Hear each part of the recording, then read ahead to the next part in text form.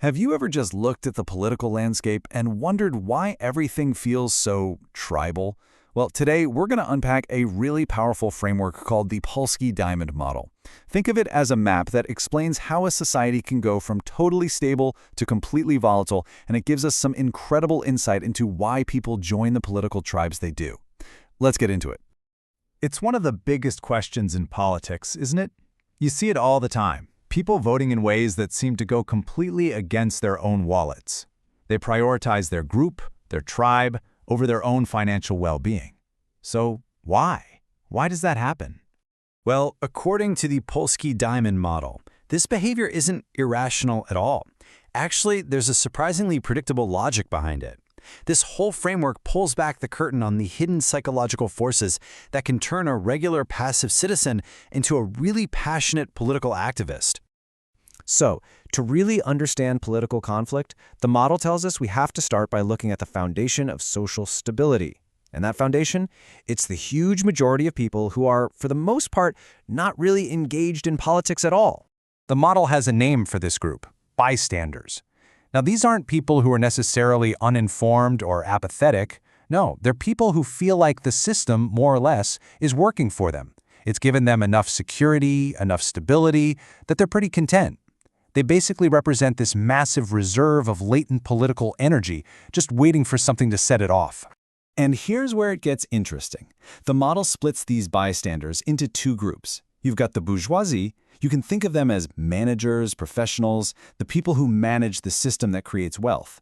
And then you have the proletariat, the workers who are the actual source of that wealth. But here's the crucial part. In a stable society, both of these groups feel like they have a decent deal. Their shared goal is just to keep things the way they are, not to rock the boat. This contentment, this stability, is held together by what the model calls negotiated safety. You can think of it like a psychological contract. As long as people feel secure and believe the system is holding up its end of the bargain, they stay passive. That feeling is the wall that stops political mobilization in its tracks. But what happens when that wall starts to crack? And that brings us to the absolute heart of this entire model. If society is built on this foundation of content bystanders, what's the spark that gets them moving? Well, it's a concept called the sentimental link. Now, a sentimental link isn't some logical, rational calculation. It's an emotional bond.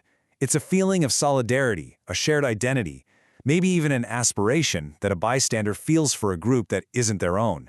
It's the psychological bridge that takes them from just sitting on the sidelines to getting in the game. Okay, and this right here, this is the absolute game changer, the model's most critical insight. Your political tribe isn't necessarily defined by your own bank account, but by the group you feel an emotional connection to. So you could have a middle manager who doesn't identify with the wealthy owners, but instead feels this deep bond with the struggles of the frontline workers. Or you could have a factory worker who doesn't feel much in common with other workers, but feels this powerful connection to the patriotic vision of the nation's leaders. This is the mechanism that separates political identity from pure economic self-interest. So, how does all of this actually create the ideologies that we see all around us? Well, it's pretty simple, actually. When you combine a specific bystander group with a specific sentimental link, a predictable political identity starts to take shape. It's a simple but incredibly powerful formula. The model is basically arguing that ideologies aren't just abstract philosophies floating around. No, they are functional tools. They are designed for one purpose: to mobilize these bystander groups and get them into political action. And this is just a brilliant illustration of how it works. Let's take the bourgeoisie, those managers and professionals. If they form a sentimental link with the lower class, maybe feeling a sense of duty or responsibility, you see a progressive ideology emerge. But if that exact same group links up with the upper class, driven by a desire to get ahead and protect their capital, you get a conservative ideology. It's the same people, just a different link, and that results in completely different politics. And here it is, the full map of political identities that the model predicts. Just take a second and look at these combinations. You can see how every major ideology is really just a mix of a social group and their emotional connection to another group. For instance, when the proletariat, the working class, links with the ruling class, you get nationalism. But if that very same working class links with the lower class, the model says you're going to see a revolutionary ideology. It's just fascinating to see how the direction of that emotional energy really does change everything. Okay, so let's put all the pieces together. Let's trace the entire journey, from a stable, quiet society all the way to a mobilized and conflicted one. The model lays out a pretty clear step-by-step process for how this happens.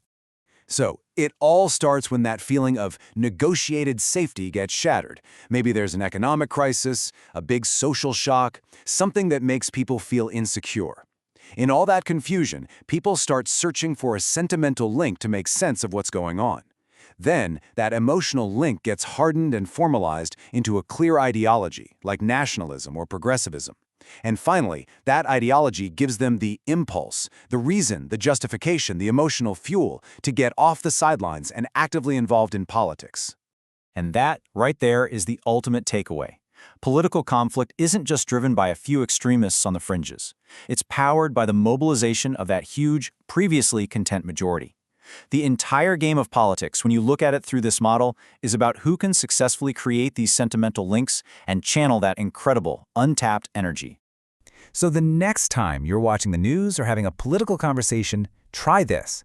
Don't just ask what people's financial interests are. Ask what emotional connections are driving them. What sentimental links are shaping the world you see right now? It's a really powerful new lens for understanding the complex world we live in. Thanks so much for tuning in.